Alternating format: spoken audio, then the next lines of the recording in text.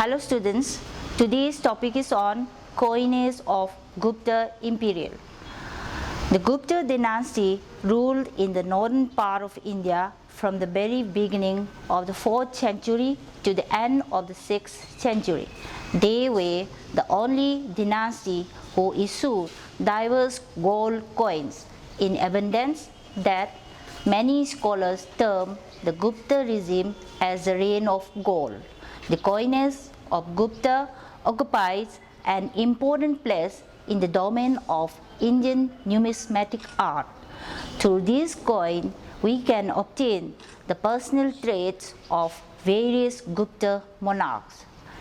Gupta issued coins of 3 metals, that is, gold, silver, and copper. The gold coins are known as dinaras. It was struck by using die striking technique, and the legends were written in Brahmi script and the language is Sanskrit. The early Gupta coins were considerably influenced by the later Kushan prototype. These coins were found at Kalighat in Calcutta for the first time in 1783.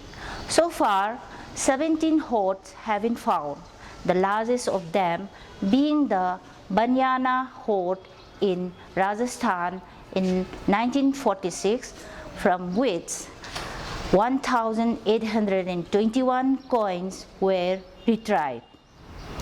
Let's begin with the coin type of Chandragupta I. Chandragupta I, the third ruler of the Gupta dynasty, was the first Gupta king to issue gold coins. He introduced the king and queen type gold coins.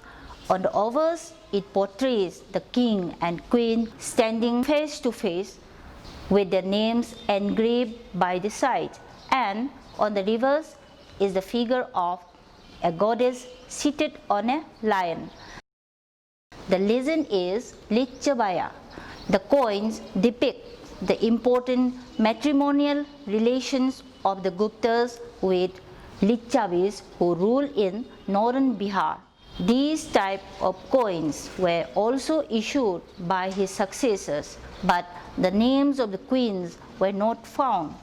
Here, the name Kumara Devi, queen of Chandragupta I, was only ascertained from this coin. However, some scholars view that it was rather issued by Samudragupta in commemoration of his parents' marriage. We'll come to the next coin types of Samudragupta. Samudragupta was the son and successor of Chandragupta I, who made extensive conquests beyond the frontiers up to the northeastern India.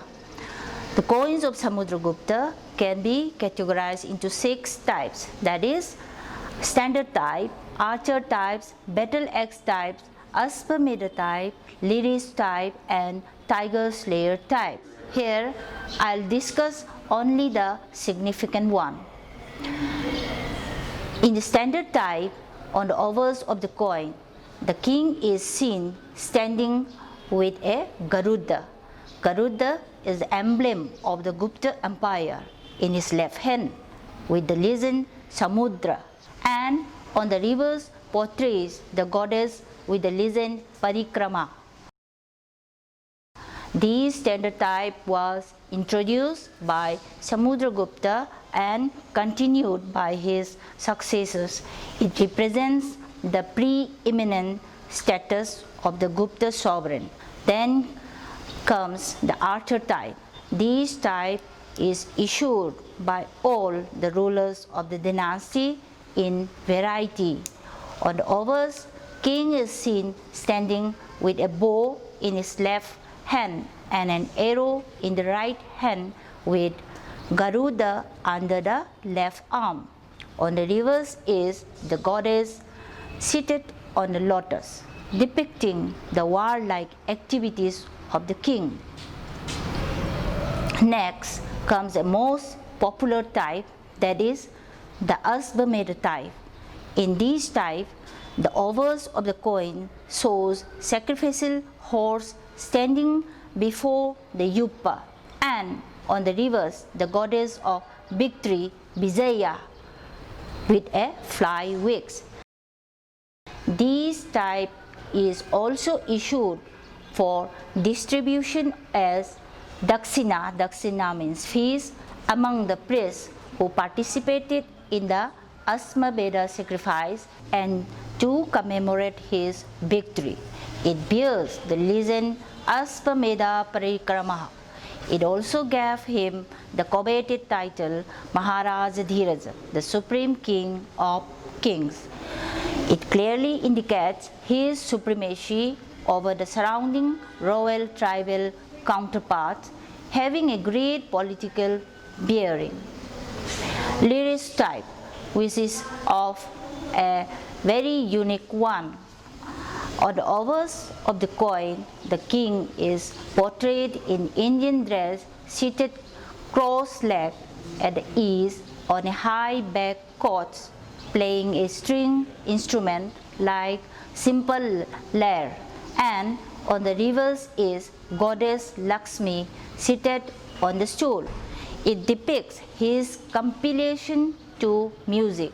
He was also a great patron of arts and was indeed an accomplished musician and poet. Lyris type of coin is of high artistic order. Again we have the tiger slayer.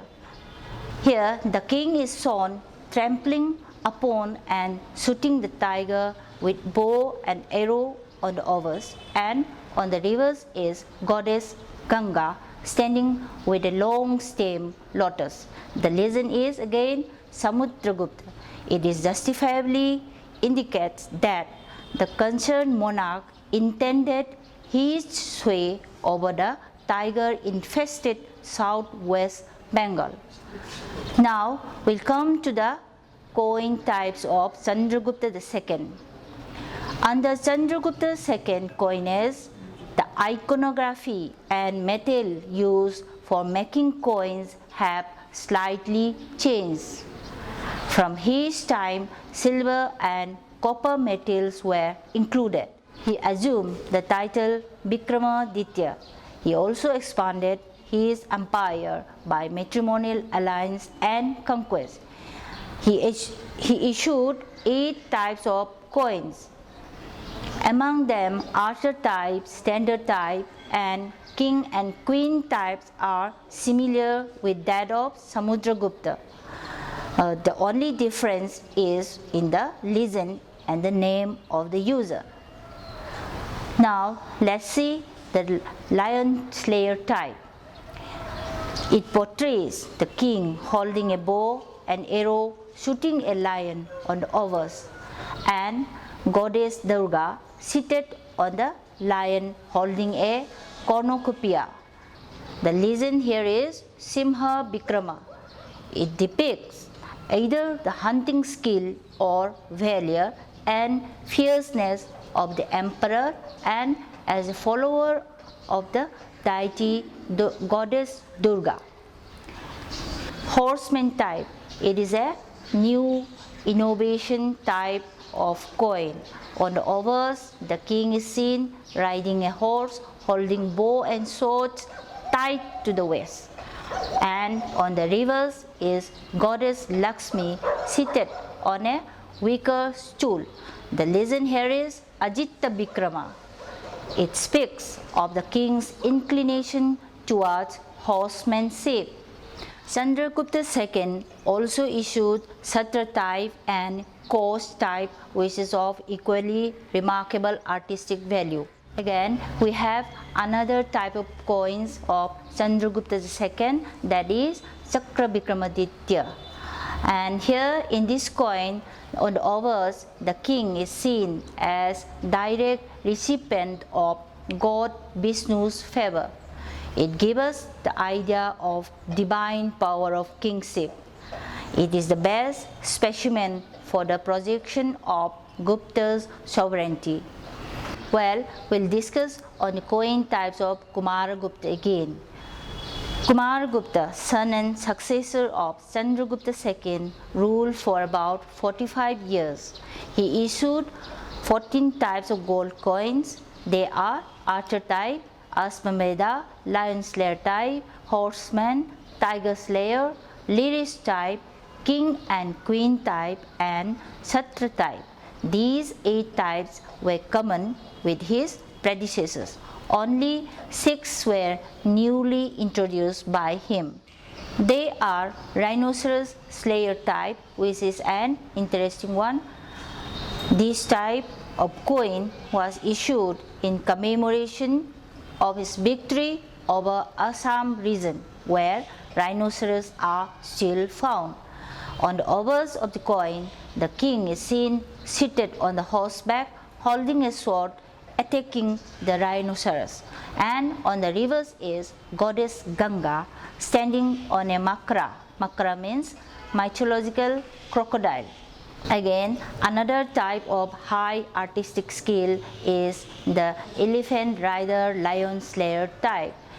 In this coin, on the obverse, the king is seen holding a dagger and seated on an elephant which is trampling on a lion, and on the reverse the goddess is seen feeding a peacock. It depicts an incident rather than a personal talent on some important social accomplishment.